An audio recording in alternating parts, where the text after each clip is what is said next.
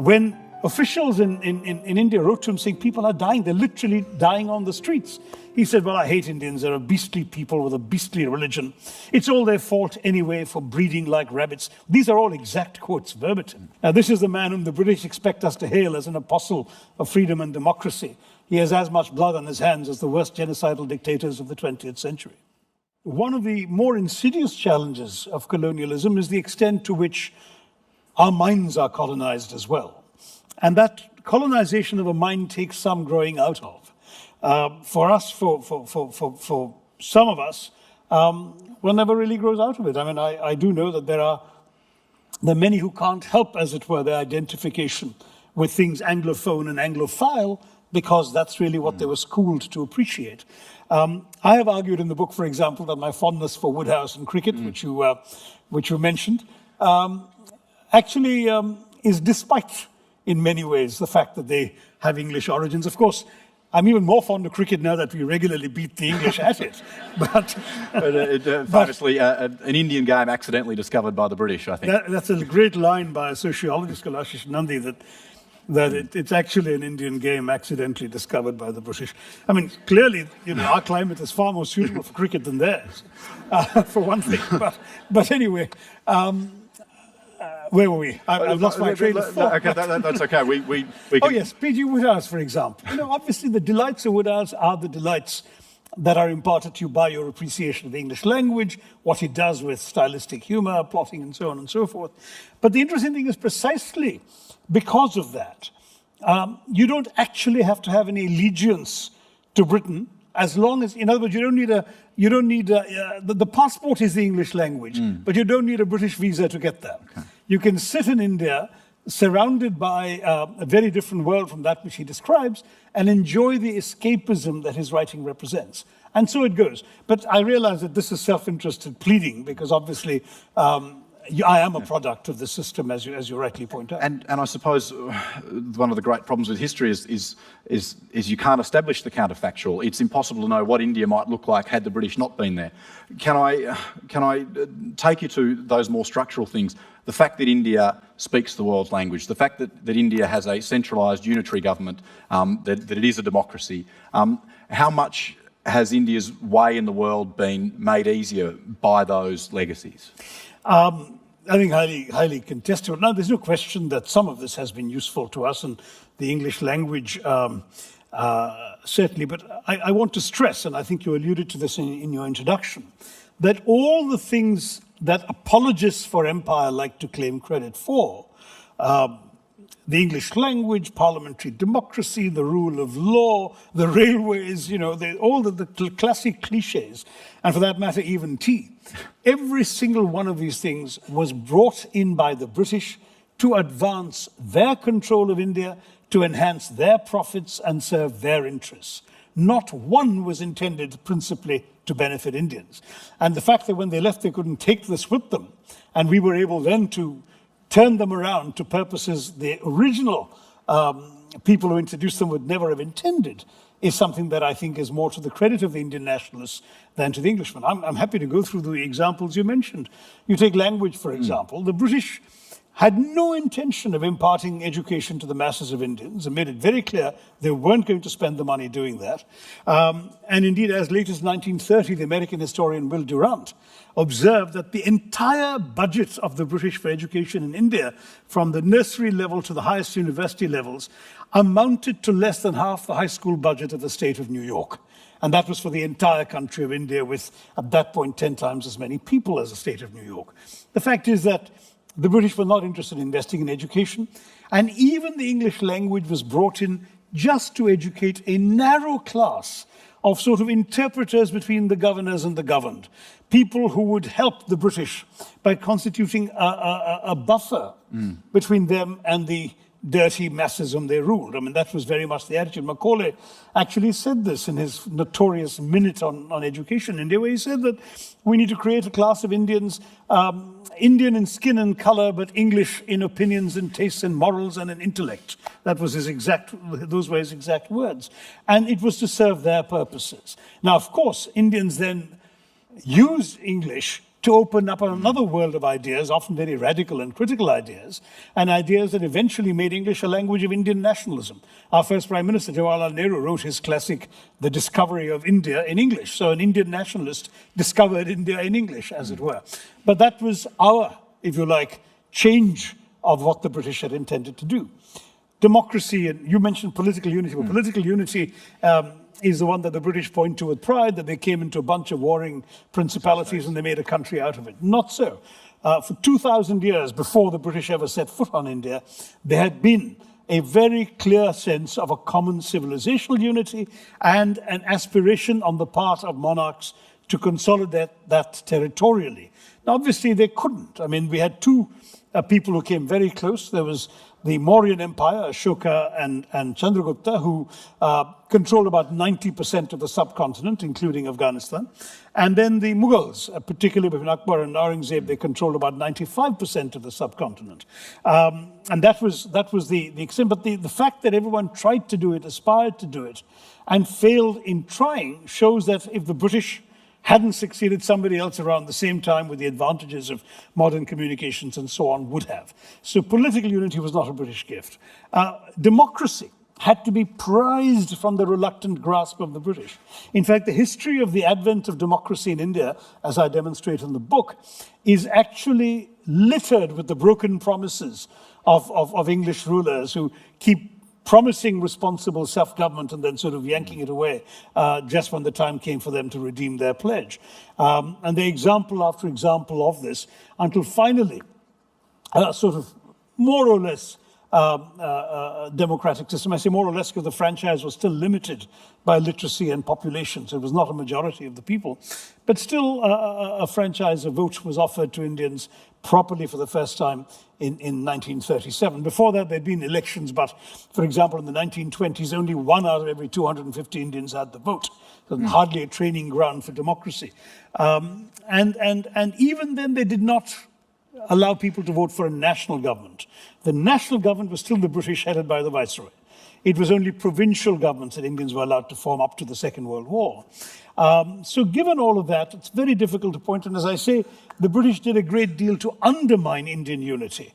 When the Indian National Congress was established in 1885 by a well-meaning Scotsman with various Indian supporters, it was truly a body the British could have easily co-opted. It was a bunch of largely Anglophile lawyers who wrote decorous petitions and held very civilized meetings in which they asked the English to give them the rights of Englishmen.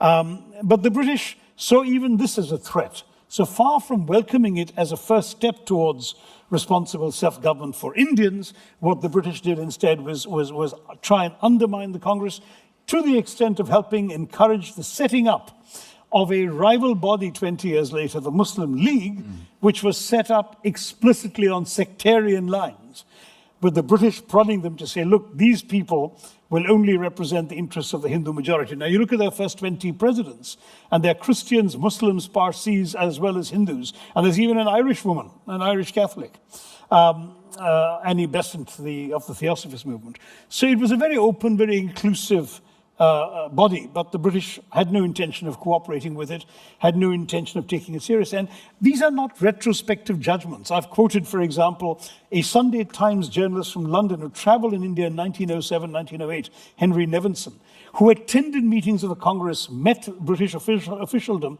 and recorded his horror at the way in which the British were denying fair due process and fair rights to Indians. So all this was apparent at the time, and yet the British dragged it out as long as they could. So it's a bit rich, as I've said at Oxford, to arrest, maim, imprison, torture, deny rights to a people for 200 years, and then celebrate the fact that they're democratic at the end of it. Let's talk food. One of the great lines of the book is there's never been a famine in a democracy with a free press. One of the striking things that comes out of this book is the widespread starvation that occurs in India during the first half of the 20th century. Can you talk about the famines and what Absolutely. No, it really was a horror show what the British did, and if there are any Irish people in the audience, this will resonate with them because they did the same thing in Ireland. The British had a compound of attitudes at the time that they were ruling India. The first was that one must not give charity because it encourages idleness. The second was the rather callous notion, but they justified it in Adam Smithian terms, that the free market must prevail. So if there is a famine and the British government buys the only grain available to ship it off to London for the bread baskets of the East End, but the poor people left in India who are starving for food can't afford to buy it because the Brits have driven the price up. Well, those are the rules of the free market. It's tough, but that's the way it's going to be.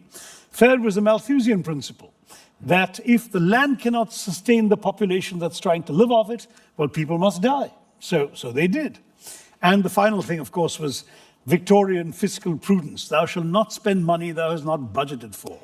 So with all of this put together, they refused to help people in famines, which was exactly the opposite of the Indian experience in the past, where whenever there was a drought, whenever there was a failure of a harvest, the rich people, the aristocracy, the local kings and princes and so on, all came in to help people. And there are no recorded instances of people just dying of famines until the British came along.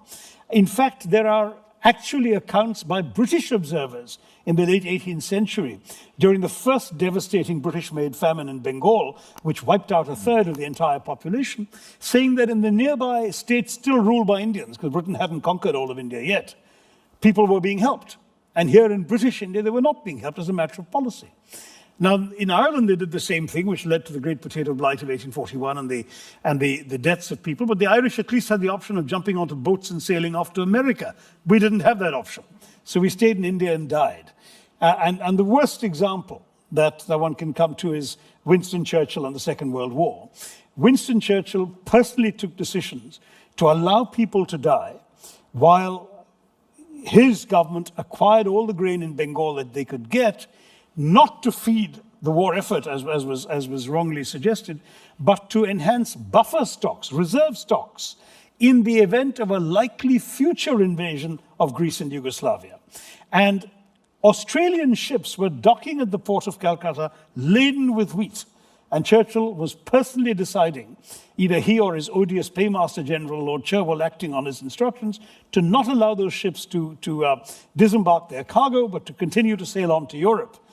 When officials in India wrote to him saying, people are dying, they're literally dying on the streets, he said, well, I hate Indians. They're a beastly people with a beastly religion. It's all their fault anyway for breeding like rabbits. These are all exact quotes, verbatim. And when one particular memo reached the Prime Minister's desk about the unconscionable number of deaths, it ended up being 4.3 million. All Churchill could bring himself to do was to write in the margin, somewhat peevishly, why hasn't Gandhi died yet? Now, this is the man whom the British expect us to hail as an apostle of freedom and democracy. He has as much blood on his hands as the worst genocidal dictators of the 20th century.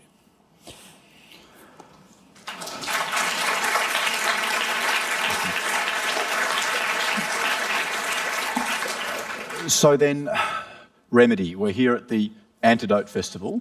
What is the antidote to a historical wrong, as you've laid out here? The Oxford Union debate was on the subject of reparations. Is it fiscal? Is it political? Is it an apology? Where do we go from here? Well, you know, I got saddled with this reparations thing because that was the topic the Oxford Union students chose, Ben. And the fact is that even in that debate, I said that you can't really quantify the value of the damage done by the British. How do you put a price on these 35 million Indians who died totally unnecessary deaths in those famines? How do you measure the lives and livelihoods of the weavers whose thumbs were chopped off so they couldn't weave again when their looms were smashed? In case the looms were rebuilt, they no longer could ply their craft. How could you measure all of this? I mean, the financial drainage has been calculated. In fact, an Englishman called William Digby in 1901 published a 900-page book, which I have on my laptop, in which he worked out down to the last penny and shilling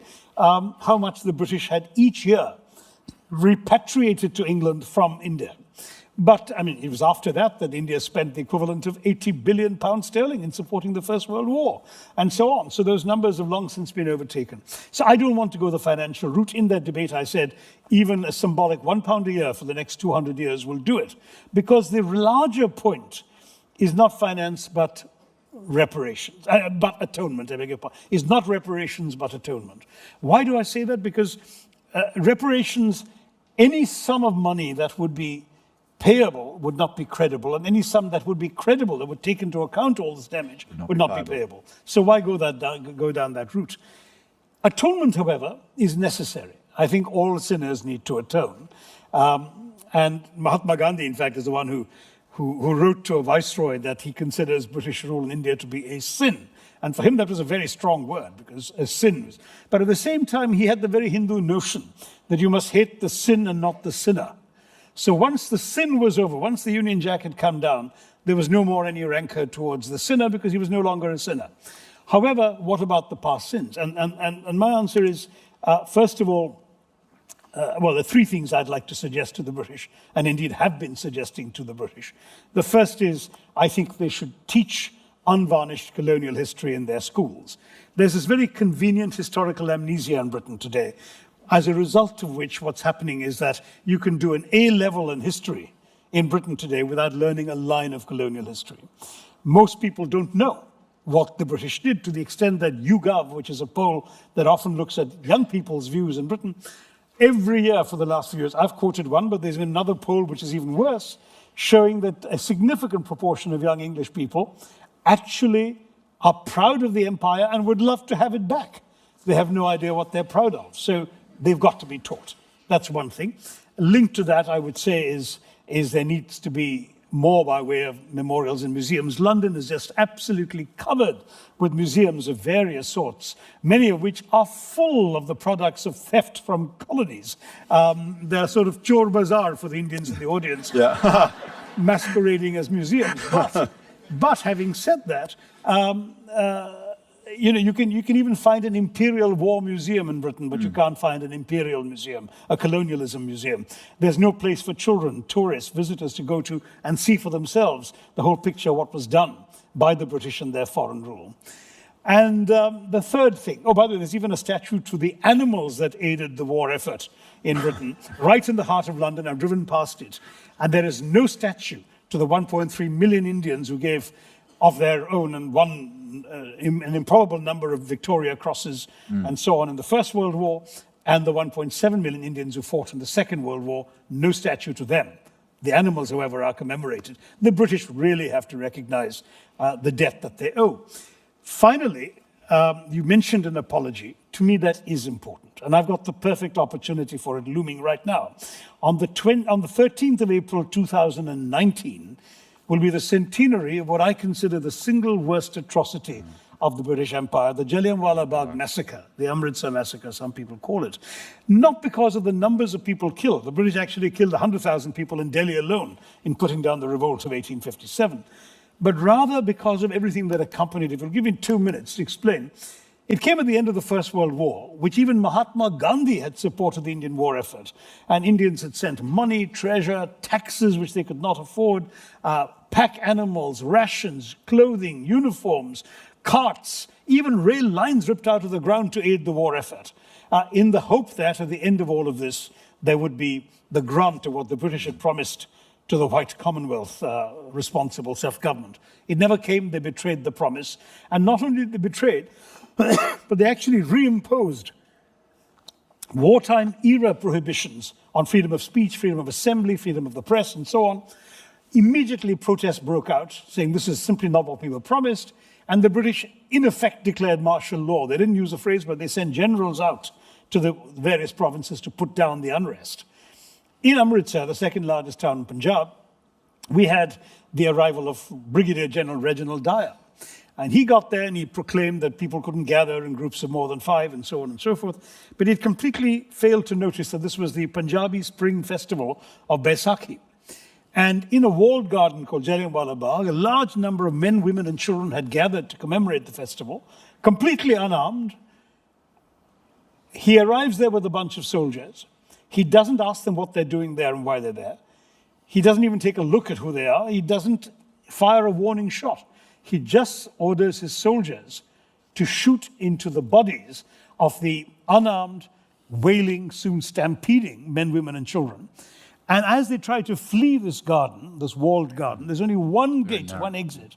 And he stations the soldiers right there, as he himself explains later, because that makes these people easier targets. 1,650 rounds were fired, and he boasted proudly not one bullet was wasted. The British admitted to 379 killed and the rest injured. The Indians claimed the figures are much higher. Whatever the truth was, it was a horrendous, horrendous massacre. At the end of it, he bars the gate shut and doesn't allow even the relatives of the dead, the dying, and the wounded to tend to their dear ones. They are forced to lie for 24 hours in the hot April sun, many of whom die because of that. On top of that, he forces Indians to crawl on their bellies on a narrow lane nearby, and if they so much as lift their heads are bashed in by British staves. At the end of all of this, of course, there is outrage. The House of Commons condemns him. The House of Lords promptly passes a resolution praising him for what he had done. And the British take out a collection to reward him. And they raise the equivalent of £250,000 in today's money, which is presented to him with a bejeweled sword. And that flatulent voice of Victorian imperialism, Rudyard Kipling, hails him as the man who saved India. Now that entire package, the betrayal at the beginning, the cruelty of the massacre, the racism and indifference to Indian suffering that followed, the justification and reward, you take the whole thing together, and to me it makes it the single most fitting act that is worthy of an apology. And if somebody on the centenary of that event, somebody from the royal family, because everything was done in the name of the crown, were to come to Amritsar and go down on their knees at Jallianwala Bagh and beg forgiveness or express remorse, apologize for this sin, I think it would have a remarkably cleansing effect and perhaps wash away much of the wrongs that were done in the preceding 200 years.